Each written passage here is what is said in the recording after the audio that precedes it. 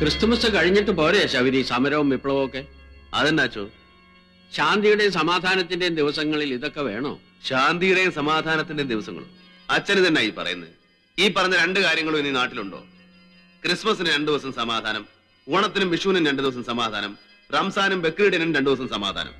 പള്ളികൾക്കും അമ്പലങ്ങൾക്കും ഇത്രയും സമാധാനം മതിയായിരിക്കും. പക്ഷേ നാട്ടുകാർക്ക് അത് പോരാ. ദേവാലയങ്ങളെ തള്ളി പറയരുത് ശൗരി. ഞാൻ പറഞ്ഞില്ലല്ലോ അച്ചോ. പള്ളി കമ്മിറ്റിക്കാരെ നിർബന്ധിച്ചതുകൊണ്ടാ ഞാൻ ശൗരിയോട് ഈ കാര്യം പറഞ്ഞത്. കർത്താവ് നിർബന്ധിച്ചില്ലല്ലോ. കർത്താവിനേക്കാൾ വലുതാണോ പള്ളി കമ്മിറ്റി? ഓരോ അടവും നോക്കുക ആ ചാക്കോ. നാട്ടുകാരെ പണയം വെച്ച് ചെട്ടിയാരെ എച്ചിൽ സമ്പാദിച്ചു കൂട്ടിയല്ല അയാള്.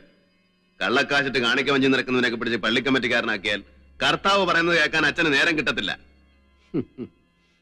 വേദനിക്കുന്നവരോടൊപ്പം നിൽക്കുന്നതാണ് കർത്താവിന് ഇഷ്ടമെങ്കിൽ അച്ഛൻ ഞങ്ങളുടെ ഒപ്പം നിൽക്കും. വേദനിപ്പിക്കുന്നവരോടൊപ്പം നിൽക്കുന്നതാണ് ശരിയെങ്കിൽ അച്ഛൻ അവരോടൊപ്പം നിൽക്കും. നീ പറയുന്നതൊക്കെ നേരാ. ക്രിസ്തുമസ് കഴിഞ്ഞിട്ട് പോരെന്നേ ഞാൻ ചോദിച്ചുള്ളൂ. പോരച്ചോ, അനുസരണക്കേടാണെന്ന് വിചാരിക്കരുത്. നാട്ടുകാർ മുഴുവൻ ഒറ്റക്കെട്ടായിട്ട് ഇറങ്ങിയിരിക്കുക. അച്ഛൻ ഞങ്ങൾക്ക് വേണ്ടി പ്രാർത്ഥിച്ചാൽ ക്രിസ്മസിന് മുമ്പ് എല്ലാം നേരെയാവും. ആയിരപ്പുറ പാടത്ത് സംഘം ചേരുന്നത് നിരോധിച്ചുകൊണ്ട് കളക്ടർ ഉത്തരവ്